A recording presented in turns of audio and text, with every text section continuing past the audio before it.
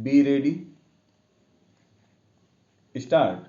Sir, regarding the capital gains, I would suggest that previously, in the case of capital gains, if the money was deposited in the nationalized bank for a period of 3 years, then no capital gains tax was paid. But at the same time, government has no money for circulation. It is for consideration whether the government is benefiting by the present system or it was benefiting more by the previous system, and if necessary, if you increase the period from 3 years to 5 years, I suppose more money will be available for circulation and use.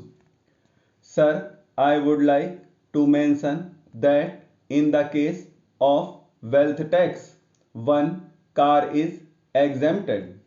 Now the value of the car is around rupees 75,000.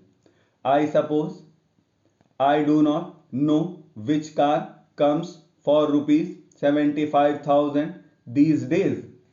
The minimum price of car in India is about rupees 2 lakh, and if I am correct, then this must be looked into and we must adopt a realistic approach. I now come, sir, to the Ministry of Health. The Constitution of India lays down that the state shall strive to raise the level of nutrition and the standard of living of its people, and the improvement of public health is among its primary duties and functions. Now, can we really honestly say that this is being done? What is the position today in our hospitals? There are strikes every day. There is go slow every day. Then there is the shortage of medicines. There is the shortage of beds and there is the shortage of hospitals. So it is absolutely necessary that more provision should be made for hospitals and for medical care of the people, because this is one of the essential items and we need more hospitals and better care of health.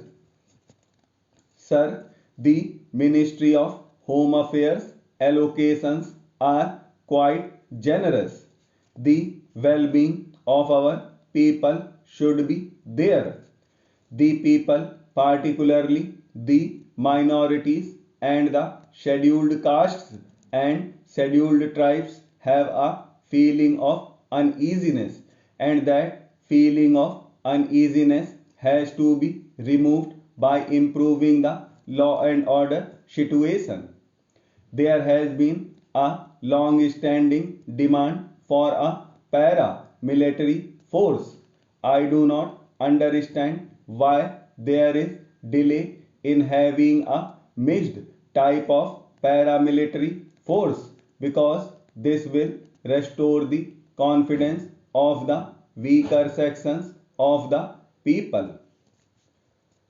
Sir, similarly, I would like to point out that the Minorities Commission has been appointed.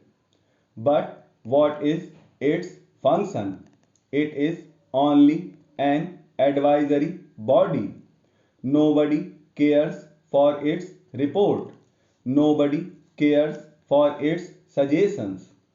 And therefore, this Minorities Commission should be given statutory power, or otherwise it should be abolished, because I feel that whatever expenditure we are incurring now on this Minorities Commission is waste because they are not doing any useful work, and it is no fault of theirs because we have not equipped them, we have not given them adequate powers, we have not provided them necessary facilities to do their work not only at the center but even in the states. This is a matter for the Home Ministry to consider. Sir, another commission that has been appointed is the Subordinate Services Commission. This commission consists of only two people, chairman and a member. Why cannot we have three or four members? This commission is like the UPSC. If they have to perform their task of recruitment, they have to be provided facilities. The commission should be expanded and provided with one or two more members. This shall enable greater amount of clarity in understanding among the members. No doubt the finance minister has been very liberal comparatively this time, but it is still not enough. Adequate funds have not been provided for essential services for the capital. The population of Delhi is more than 1 billion people. What is happening today?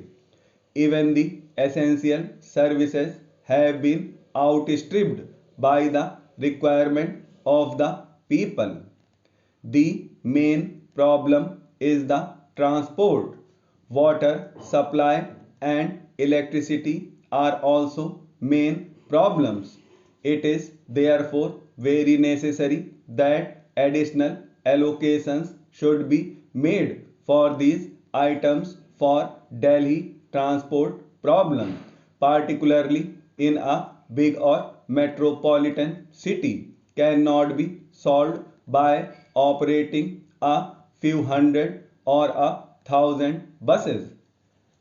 We must provide something better.